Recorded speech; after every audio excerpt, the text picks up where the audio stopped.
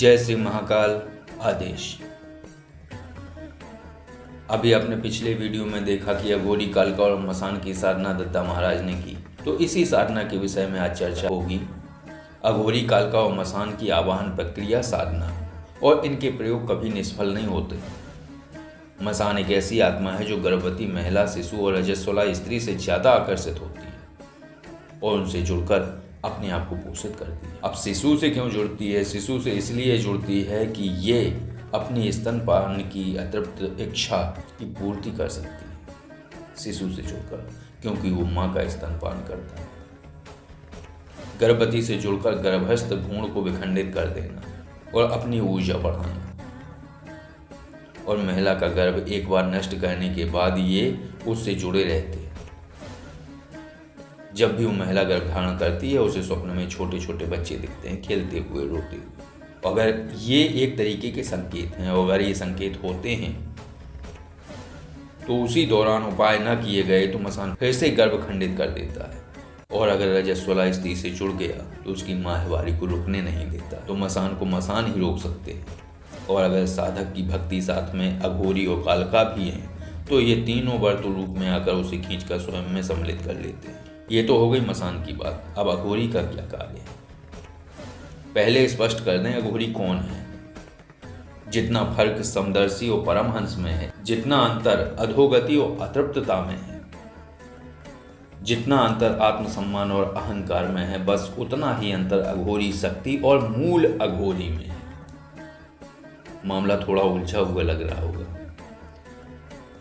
जो अघोर तत्व को धारण किए, जो मूल अघोर संप्रदाय के, जो मूल अघोर संप्रदाय से जुड़े हुए हैं,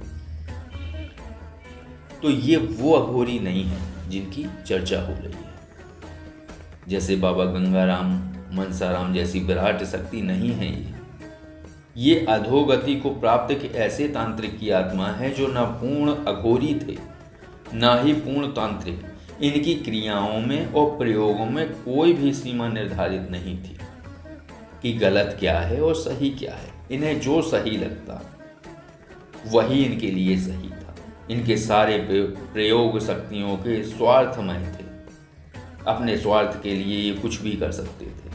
तो मसान के बाद जिस शक्ति की व्याख्या हो रही है, ये एक तांत्रिक जो अघोर पथ का पथ भ्रष्ट साधक था या सिद्ध था की आत्मा है। ये और इनकी क्रियाएं इतनी विचित्र हैं कि ब्रह्म राक्षस भी भाग खड़ा होता है इनके आगे। इनका सीधा सा हिसाब किताब है। जब किसी शक्ति के आगे कमजोर पड़ने लगो, जब किसी शक्ति से हारने लगो, तो गंदी क्रियाओं पर उतर आओ। स्वाभाविक रूप से वो शक्ति भाग खड़ी होगी। तो जहां बड़ी से बड़ी त्रयोनी की शक्ति कार्य ना कर पा रही हो, वहां अघोरी को लगा दो, कार्य तत्काल होगा। आपने सुना होगा, अधिकतर गढ़े हुए धन के मामले में उखाड़ने वाले तांत्रिक या निकलवाने वाले तांत्रिक या जिसने धन प्राप्त किया हो, वो चोट खा ही जाता है, भले उसमें 6 माह लग जाए। तो इसका एक ही कारण होता है, वहां धन गाड़ने वाला जिस व्यक्ति ने वो आभूषण या मुद्राएं गाड़ी थी, उसने उस जगह पे अघोरी कालका मसान की चौकी लगा दी थी। और या फिर ये स्वयं अपनी लालसा या अतृप्तता के कारण उस जगह पर बैठ गए थे। अघोरी कालका मसान, तो इन्हें हटाना इतना सहज नहीं होता। तांत्रिक शक्ति लगाएगा हटाने के लिए। जब ये समझ जाते हैं कि फंस गए, तो ये भिष्टा फेंकने लगते हैं उस शक्ति पर,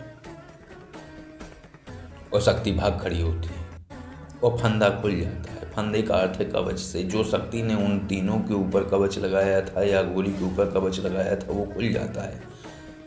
अब भले उसमें 2 दिन लगे, 10 दिन लगे या 6 माह लगे, लेकिन आजाद होते ही धन के उपभोगी को, जिन जिन लोगों के पास वो धन पहुंचा है और जिन जिन लोगों ने उसका उपभोग किया, ये तीनों शक्तियां मिलकर उसे चपेट देती हैं। कहीं सांप बन के डस लिया, कभी उनकी आंखों की ज्योति चली गई, उनकी आंखें चली गई, वो अंधे हो गए।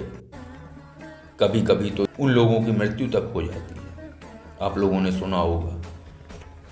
तो ये ऐसी ही शक्तियां हैं कि जिन पर कोई भी इत्र योनि की बड़ी से बड़ी शक्ति इनको कवच में बंद नहीं कर सकती। ये छूट ही जाते हैं। केवल वक्त का मसला होता है कि 2 माह लगें, 4 माह लगें, 1 दिन लगे, 2 दिन लगें, 10 दिन लगें, लेकिन ये अपनी क्रियाएं कर करके, गंदी क्रियाएं करके वो कवच तोड़ लेते हैं। तो अब आप स्वयं सोचिए कि ये क्या क्या कर सकते हैं अगर कोई साधक इनकी साधना कर ले तो। अब है कालका। किसी ऊंचे वर्ण की सधवा स्त्री जो आध्यात्मिक और अच्छी साधिका रही, माँ काली की अनन्य भक्त रही, वो मृत्यु उपरांत कालका स्वरूप से पूजित होती है। वो एक सवारी करके, एक गद्दी तैयार करके उस पर अपने आप को कालका के रूप में स्थापित कर लेती है। काली भक्त होने और अत्यंत विराट ओरा होने के कारण अघोरी शक्ति और मसान इनके सेवक बन जाते हैं। जहाँ कालका पूजित होती हैं तो वो अपनी गद्दी माँ काली के नाम से पुजवाती हैं। सवारी के माध्यम से स्वयं को माँ काली का स्वरूप बताकर अपने इष्ट की प्रतिमा को विराजित करवाकर। अब ये कहीं गलत नहीं है कि अगर सवारी के माध्यम से वो माँ काली की प्रतिमा या अपने इष्ट की प्रतिमा, माँ काली उनकी इष्ट होती है, तो स्वयं को उनका प्रतिरूप बताकर माँ काली की स्थापना करवाती हैं और माँ काली पर चढ़ने वाले प्रसाद को पाकर स्वयं भी आनंदित होती हैं। अब आप सोचिए, जो शक्ति माँ काली की सेवक हो वो कितनी क्षमतावान होगी। और अधिकतर कालका, अघोरी और मसान ये जहाँ पूजित होते हैं वहाँ तीनों ही पूजित होते हैं एक साथ। और इनकी सिद्धि और इनके धारक गौड़ बाबा, और ये वर्तुल सबसे पहले बंगाल के तांत्रिकों द्वारा बताया गया था और गौड़ बाबा वहीं से लेके आए थे, ऐसा सुना है। तो जब भी ये तीनों की साधना होती है तो 5 आहुति गौड़ बाबा की नाम की करनी आवश्यक है, नहीं तो साधना फलित नहीं होती। तो ये साधना बड़ी तीक्ष्ण और पूर्ण रूप से फलित है। साधना क्षेत्र में प्रवेश कर रहे साधक इस साधना से लाभान्वित होंगे और उन्हें साधना क्षेत्र की अनुभूति और अनुभव भी प्राप्त होंगे।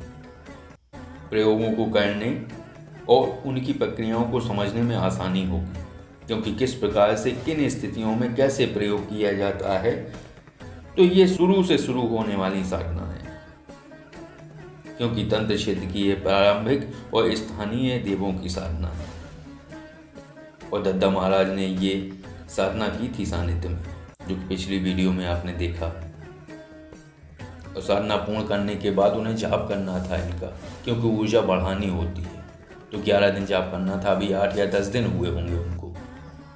तो अभी एक दिन बात हुई तो बता रहे थे कि अच्छी अनुभूति हो रही है और कार्य भी हो रहे हैं। मैंने पूछा, आपने कार्य भी शुरू कर दिए? बोले हाँ, 1-2 जगह प्रयोग किए हैं तो वो सफल रहे।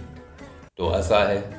अघोरी, कालका, मसान जैसी शक्तियों पर की गई विस्तृत चर्चा आप सभी को अच्छी लगी हो, और ये अच्छी लगी है तो लाइक अवश्य करें। अगर आप किसी आध्यात्मिक विषय पर जानकारी चाहते हैं तो कॉल मी 4 ऐप में जय योगेश्वर महादेव आईडी सर्च करके आप कॉल कर सकते हैं। जय श्री महाकाल।